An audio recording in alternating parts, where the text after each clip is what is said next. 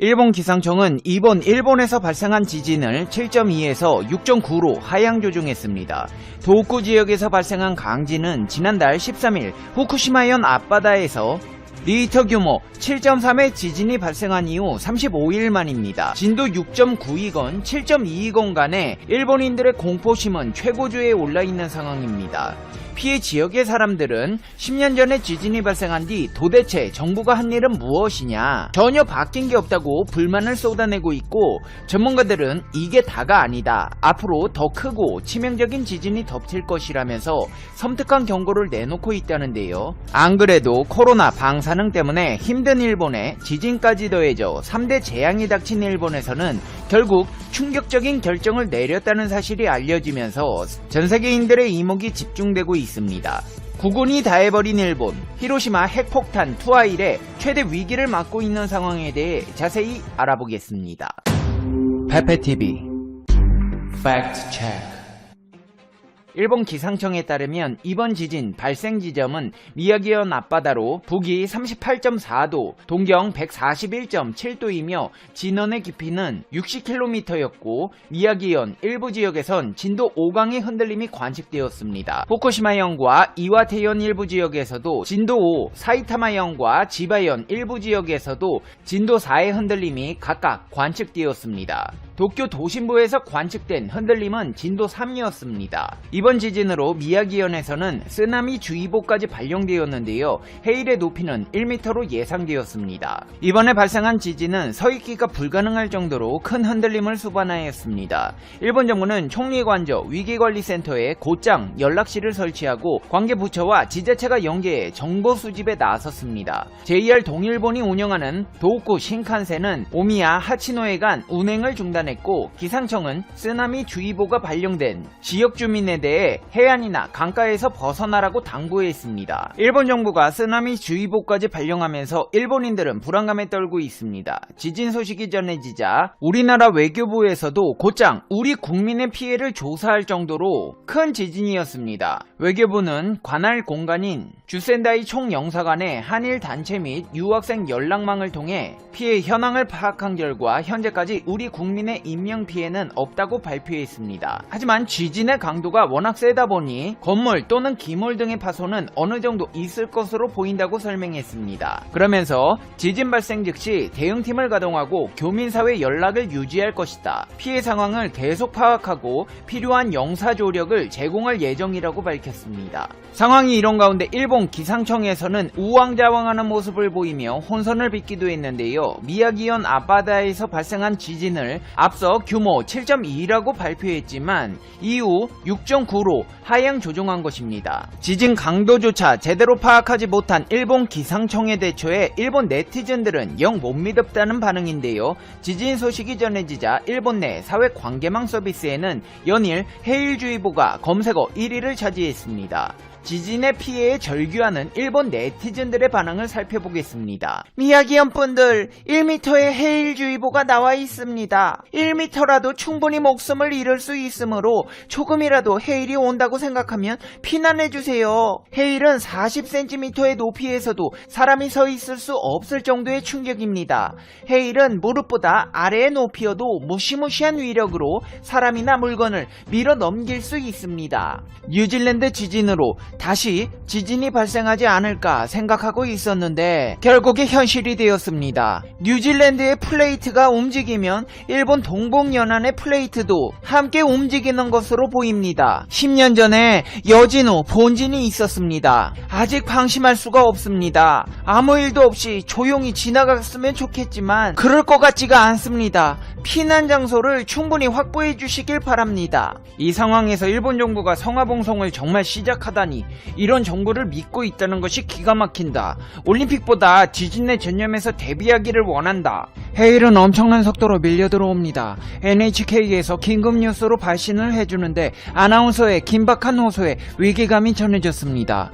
부상자가 나왔다던데 큰 부상이 아니기를 바랍니다. 긴장을 풀지 말고 여진에 주의해 주십시오. 2월 13일 후쿠시마현 앞바다에서 진도 6강의 지진, 3월 5일 뉴질랜드 앞바다에서 8.0의 지진, 3월 11일 동일본 대지진으로부터 10년, 그리고 오늘 미야기현 앞바다에서 진도 6강의 지진, 올림픽에 슬로건처럼 동일본 대지진으로부터 극복 10년 따위는 없다. 아직도 계속되고 있다. 맨날 지진이네. 역시 이제 원전은 일본에서 무리라고 생각한다. 아무리 안전해도 만일의 위험이 있기 때문에 폐기해야 한다. 이번에는 피해가 적고 괜찮았지만 다음에도 그 다음에도 있을 것이다. 그때를 생각하고 마음의 준비를 하지 않으면 안 된다고 생각한다. 쓰나미가 있을지도 모른다는 정보를 야후에서 찾아봤는데 인터넷이 느리고 원래 보고 싶었던 페이지가 열리지 않았어요. 이를 계기로 좀 더 서버를 강화하면 좋을 텐데. 진도의 크기보다 해일주의보에 소름이 끼쳤습니다. 만약 흔들림이 큰 지역이었더라면 당황했을 것이라고 생각합니다. 저는 지금 도쿄역 신칸센입니다. 복구 계획이 바뀌어 아직 센다이를 향해 운전 재개를 기다리고 있는 상황입니다. 지진 때는 건물 지하에 가게에 있었는데 상당히 흔들렸습니다. 신칸센이 다시 운행될지 모르겠습니다. 일본 정부 사람들은 도대체 그동안 무슨 짓을 한 거냐? 바뀐 게 없다. 10년 주기로 고비가 될 수 있는 달에 또 이런 큰 지진이 왔는데 앞으로 더 큰 지진이 와도 10년 전과 똑같이 탕하고 말 것이다. 그저 가슴이 아프다. 전년에 한 번이라는 규모의 도호쿠 지방 태평양 앞바다 지진이 발생한 지 10년이 지난 무렵 비교적 규모가 큰 지진이 계속되고 있습니다.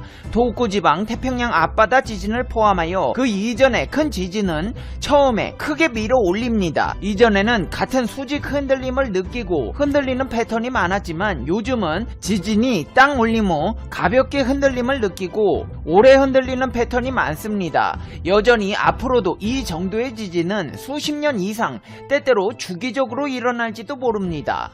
휘청거리면서 길게 흔들리는 지진이 도호쿠 지방 태평양 앞바다 지진을 방불케 하고 매우 불쾌합니다. 아찔한 날들이 이어지고 있구나. 일본 사람들은 과할 정도로 몸을 보호하는 것이 좋다고 생각하기 때문에 부디 안전을 확보해 주셨으면 합니다. 일본 전국 어디에 있어도 안심하다고 생각하지 않는 게 좋습니다. 어느 정도의 현금은 수중에 가지고 있는 것이 좋겠습니다. 대지진이 일어나 대규모 정전이 되면 은행, ATM, 슈퍼에서 전자결제도 사용할 수 없게 되기 때문입니다. 정전 시에는 슈퍼에서 현금만 지불되기 때문입니다. 아무리 경계해도 갑작스러운 흔들림은 좀처럼 대응하기 힘들군요. 역시 가구 등 넘어지기 쉬운 물건은 미리 대책을 세워두는 편이 좋을지도 모르겠네요. 등의 반응을 보였습니다. 일각에서는 오는 7월에 개최되는 도쿄올림픽과 관련한 우려의 목소리도 나왔습니다. 일본 누리꾼들은 지진, 태풍뿐만 아니라 호우와 후지산의 분화도 걱정이다. 그것이 만약 올림픽 개최 중에 발생했다고 생각하면 더 그렇다. 모든 올림픽 비용을 재해지 부응에 쓰고 올림픽 준비를 즉시 중지해달라고 요청했습니다. 하지만 일본 정부는 지진 대비에 별 관심이 없어 보입니다. 코로나와 지진, 방사능까지 3대 국난이 터져버렸음에도 불구하고 결국 해외 관중을 들이지 않은 채 올림픽이 개최되는 것으로 가닥이 잡혔습니다. 요미우리 신문에 따르면 스가 요시히데 일본 총리는 총리관저에서 마루카와 다마요 올림픽 담당상과 해외 관중에 대한 대응을 논의했고 결국 해외 관중 없이 대회를 치르겠다고 의견을 모았습니다. 대회 조직위원회는 이 계획이 확정되는 대로 해외에서 판매된 약 90만 장의 입장권을 환불하는 절차를 진행할 예정입니다. 일본 내 관중은 수용 정원의 50%로 제한되는 방안이 검토되고 있는 것으로 알려졌습니다. 대회 조직위원회는 오는 25일 후쿠시마현에 있는 축구시설인 제이빌리지에서 예정된 성화 봉송 출발식도 무관중 행사로 진행한다고 밝혔습니다. 해외 관객 없이 치르는 올림픽인데도 일본 국민들의 원성은 높아만 가고 있습니다. 지진 피해자들은 올림픽을 취소하고 지진 피해자들을 위하는 정책을 펼치라고 난리인데 결국 올림픽을 연다는 것이냐? 대체 무슨 생각이냐며 불만을 쏟아내고 있습니다. 일본 정부 대체 왜 이럴까요? 그 이유를 알아보기 위해선 작년 이맘때 폭로됐던 일본 정부의 재난 대응 10원칙을 알아볼 필요가 있습니다. 이 정책은 아베 전 총리가 펼치던 정책인데 스가 총리가 이걸 따라하고 있다는 분석입니다. 지난 2011년 동일본 대지진 때 후쿠시마에서 피난한 가토리는 일본 정부의 재난 대응 10원칙을 공개해 파문을 일으켰습니다. 그의 주장에 따르면 일본 정부는 대형 재난이 발생했을 때 아무도 책임지지 않고 피해자와 여론을 혼란시켜 피해자들끼리 대립시킨다. 불리한 어떠한 증거도 남기지 않고 시간을 버는 것에만 집중한다. 피해를 과소평가하는 조사를 하고 해외에 정보를 주지 않는 등의 방식으로 피해자 수를 줄이고 결국 피해자를 포기하게 만든다. 신종 코로나 바이러스 감염증에 대응하는 방식도 이와 비슷하다. 다수의 감염자가 발견된 일본 크루즈선 다이아몬드 프린세스호 또한 일본 내 감염자와 별도로 분류하는 등 확진자 줄이기에 급급했다. 10년 전 동일본 대지진 이후 다량의 방사능 오염물질이 도쿄를 포함한 일본 전역으로 확산되었을 때도 아베 총리는 이 같은 방식으로 사건을 축소하기 급급했다. 이 같은 일본 정부의 정책이 알려지게 되면 일본 정부의 국제 신뢰는 바닥으로 떨어질 수밖에 없다고 주장했습니다. 손바닥으로 하늘을 가리려던 아베 정부, 그리고 이 같은 아베 전 총리의 정책을 따라하는 스가 요시히데 총리, 일본이 올해를 넘길 수 있을 것인지 우려되는 상황이 아닐 수가 없습니다. 이제 페페TV의 결론입니다. 페페TV Conclusion. 일본의 지진은 아직 끝나지 않았습니다. 일각에서는 10년 전 동일본 대지진의 여진이라고 주장하고 있지만 전문가들은 새로운 대지진의 전주현상으로 보고 있고 진도 9 이상의 수도 직하형 지진을 예상하고 있습니다. 아소다로 일본 부총리는 과거 한반도에서 대량 난민이 일본으로 몰려올 수도 있다. 그들은 무장 난민일지도 모른다. 그들이 오면 경찰이 대응할 것인가, 자위대가 방위 출동할 것인가, 사살할 것인가를 진지하게 생각해야 한다고 주장했는데요. 이제는 우리가 이에 대해 진지한 고민을 해봐야 하는 시점입니다. 일본에 쓰나미가 덮쳐 침몰하게 된다면 한반도로 일본 난민들이 몰려올 것으로 예상되는데요. 일본 난민들이 몰려오게 된다면 우리는 어떻게 대응해야 할까요? 군대가 대응해야 할까요? 경찰을 출동시켜야 할까요? 페페TV 시청자 여러분은 어떻게 생각하세요? 페페TV는 여러분의 생각이 됩니다. 결국 어젯밤에 일본 정부의 지진조사위가 긴급 기자회견을 가졌습니다. 민간 단체와 언론에서 수차 대지진이 곧 온다 라고 경고하고 있는데도 불구하고 직접 나섰습니다. 특별한 상황이 발생했기 때문입니다. 지난 20일 발생한 미야기현 지진 이후에 당연히 있어야 할 강한 여진이 없다는 것입니다. 긴급 기자회견에 일본 언론들이 총출동했습니다. 가뜩이나 며칠 동안 이어진 아이슬란드의 화산 폭발 영상으로 잔뜩 공포에 젖어 있는 일본인들에게 폭풍 전야의 고요함이라고 선전포고를 한 것입니다. 이제는 스트레스로 스스로 목숨을 끊는다는 말이 이해가 될 정도입니다. 일본에 거주하는 사람이라면 누구나 가지고 있는 대지진의 끔찍한 경험과 악몽이 매일 숨통을 조이고 있습니다. 전 세계에서 발생하고 있는 대형 지진과 화산 폭발 뉴스를 보는 일본인들은 공포 그 자체입니다. 특히 아이슬란드에서 발생한 화산 폭발은 미국 MBC가 엄청난 용암을 쏟아내고 있는 파그라달스산 화산 폭발이다 라고 보도할 정도로 큰 주목을 받고 있습니다. 영국 BBC는 800년 만이다. 인근 주민과 인프라에 큰 위험은 없다. 최근 4주 동안 지진이 4만 회나 관측되면서 화산이 폭발했다고 밝혔습니다. 용암을 구경하려고 관광객이 몰리고 헬기까지 띄우면서 주목을 받고 있지만 이 소식을 접하는 일본인들은 불안을 극대화시키고 있습니다. 아이슬란드에서 4만 회의 지진이 발생하고 있다는 뉴스는 이미 야후 재팬을 통해서 수차 보도된 바가 있습니다. 아이슬란드의 마그마는 압력이 낮고 온도가 높아서 용암이 부드럽게 흘러내립니다. 그러나 일본의 마그마는 바다 깊은 곳에 지각에 가라앉아 있기 때문에 온도가 낮고 끈적거림이 강합니다. 그렇기 때문에 압력이 상당히 높아서 폭발적으로 분화하고 상당히 위험합니다. 이미 이런 모든 것을 잘 알고 있는 일본인들은 공포 그 자체입니다. 지금 일본인들의 불안감은 최고조에 달해 있습니다. 드디어 지구가 활동했다. 지금의 문명은 지층에 묻히고 인간의 시대는 끝난다. 드디어 오기 시작했다. 여러 가지 일들이 일어나고 있다. 너무 무섭다. 일본과 거리가 있지만 일본과 관계가 있다. 불안하다. 후지산, 아소산, 사쿠라지마 등 일본의 화산들도 폭발할 가능성이 높다. 또 수도 직하 지진과 동해 남해 지진 등도 우려된다. 매일 수도 직하 지진에 대한 경고를 접하고 있는 일본인들에게 최근 전 세계에서 들려오는 대형 지진과 화산 폭발 소식은 폭풍 전야의 경고와 같은 것입니다. 최근 동일본 대지진 10주년을 맞이해서 며칠 동안 대지진 영상을 계속 보여주고 있습니다. 조심하라는 의미이지만 도리어 불안을 가중시키고 있기도 합니다. 이런 불안과 공포 가운데 있는 일본인들에게 일본 정부가 직접 나섰습니다.